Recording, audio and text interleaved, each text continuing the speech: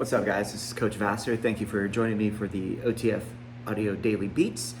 As always, appreciate you tuning in, listening to me talk about these workouts. If you're new to these, thank you. Any feedback, let me know. Information in the description on supporting me. I appreciate that for those of you who have. We're going to deep dive into Thursday, November 14th, and then this will repeat on Wednesday, November 27th, the day before Thanksgiving. This is going to be endurance on the treads, power on the rower, and strength on the weight floor. As always, we'll do key concepts and then talk about the treads, rower, weight floor, 3Gs, and then get you on out of here. So key concepts today for the treads, we're going to see a 23.5 minute tread block. Your first half, the pushes get shorter. The second half, pushes get longer. And you always have a 2-minute base in between. Your goal is to keep your same push for the whole block. On the rower, 150 meter all outs and dumbbell balance work. Can you match or beat your row time each round and stay stable while you lift? And then on the floor, your floor block is all about supersets. Start with the dumbbell, then go to straps. So if we look at the treads, 23.5 minutes. We'll start with a 3-minute push, 2-minute base, and then they want to be able to maintain that push throughout the block, even as it gets shorter. They always have a 2-minute base in between. And one of the call outs for today is that base is going to be more of an effort than a true intensity. So we want to make sure that their heart rate does trend downward during those 2-minute base efforts. So if they need to adjust, they could adjust.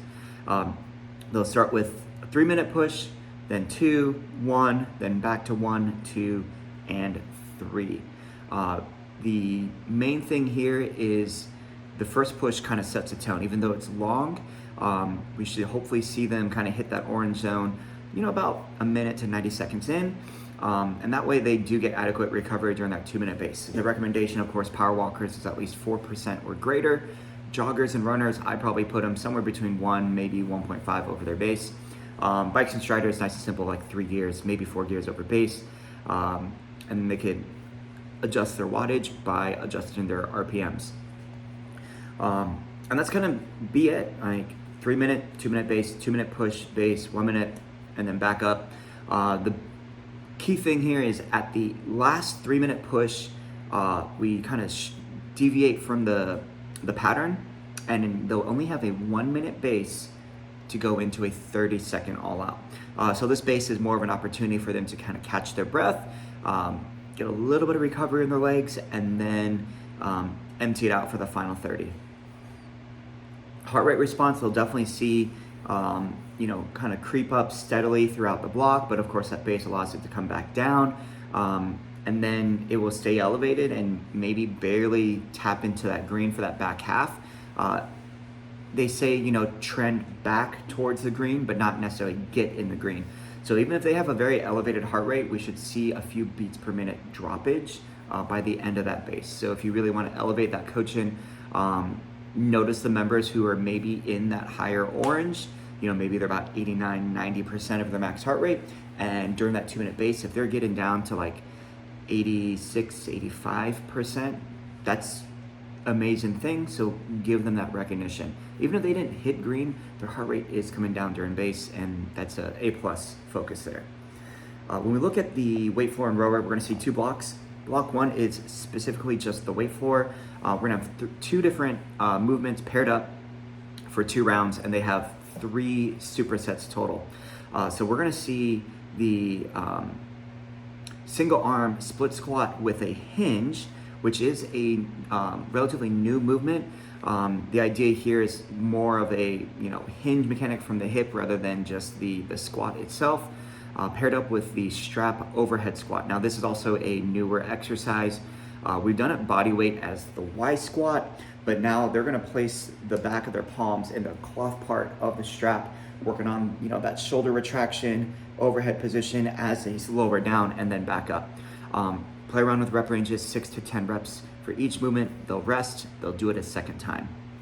The second back-to-back is going to be a push-pull combo. We're going to have dumbbell uppercuts. So think about trying to drive those elbows inward, pinkies close, keeping that tight, right below the chin. As they punch up, crunch those abs in, maybe get about, forehead height and then back down. We don't want to see people lose that stable neutral spine position. So if they're starting to arch up to reach up, give them that recommendation, crunch down into it, reduce that range of motion. So not only through the arms, they also feel it in the abs. And that's gonna be paired up with the high row on the strap. So palms down, elbows drive out, right back down. Same thing, do both movements, rest, 2 rounds. And then the final back-to-back is gonna be core. So we're gonna have the bear plank alternate in low row. And then that's gonna be paired up with the seated torso rotation from the floor. After that, they'll do it as one big block. The second block is the row block, and this is gonna be done over at the rower. They wanna take a moderate or even a light weight with them to the floor for a balanced overhead tricep extension. So they will stand on one foot as they go all the way down, all the way back up, 6 with each leg, but that's gonna be their recovery. They'll start with a 150 meter all-out row, anywhere from 22 to 45 seconds to complete, using that stored program so that way they can match or beat their row time every round, and then they'll hit that exercise. Based off of the distance of the row, and then the 12 reps also account for recovery. They'll probably only get to maybe a third row attempt, and that's gonna be about it. And they do finish with a 30-second all-out row. And that's gonna be the 2G. 3G on the treads, we're just gonna see one block, same idea, but they're gonna start with a 2.5 minute push, and then the base is 90 seconds. And then same thing, they'll decrease the push, so 230, 130, then a 30-second push, and then they don't repeat that one, they just start climbing back up. So after that 30-second push, 30-second base, 90 push, 90 base, 2.5 minute push directly into a 30-second all out. So that last 3 minutes of their 15-minute block is gonna get pretty spicy. There's only 2.5 minutes to transition the room, so that's one thing to kind of be aware of. The rower is gonna have 2 blocks. Block 1 is basically the same thing as the row block from the 2G, except for they're gonna use a med ball instead of a dumbbell. So single leg tricep extension with the med ball, 6 on each side. That's also paired up with that 150 all out row.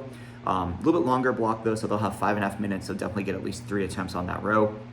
Block 2 for the rower, this mimics the tread portion in a way. So they'll start with a 1 minute all out row, and then they do the standing rainbow, so both feet are on the floor. Med ball starts at one shoulder, core brace as it reaches up. There's 1, there's 2, they have 8 reps there. And then they're gonna decrease by 15 seconds. So 1 minute, 45, 30 seconds. Once they're done with that 30-second row and then the rainbow, they move to the next circuit where now they're gonna climb up on the time. So they'll start with 30 seconds, then 45, and then a minute, and that's gonna be paired up with a single leg front press with the med ball for 8 on each leg.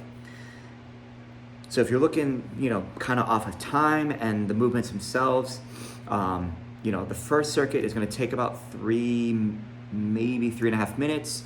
The second one is probably gonna be about the same. So they will probably get on that row for that 1 minute all out, and they might not have full time to finish that before they go into their finisher. So if anything, give them that little heads up during that 2.5 minute push on the treads. When they have about a minute before you call the all out, let the rowers know that in 30 seconds or in a minute, they're gonna do a 30-second all out anyways with the treads.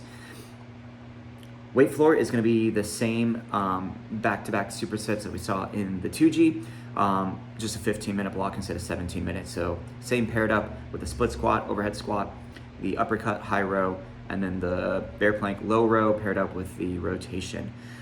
Finisher for this block is it's gonna be a high plank alternating low row instead of a bear plank, at least according to the template. We'll see what the VVA says.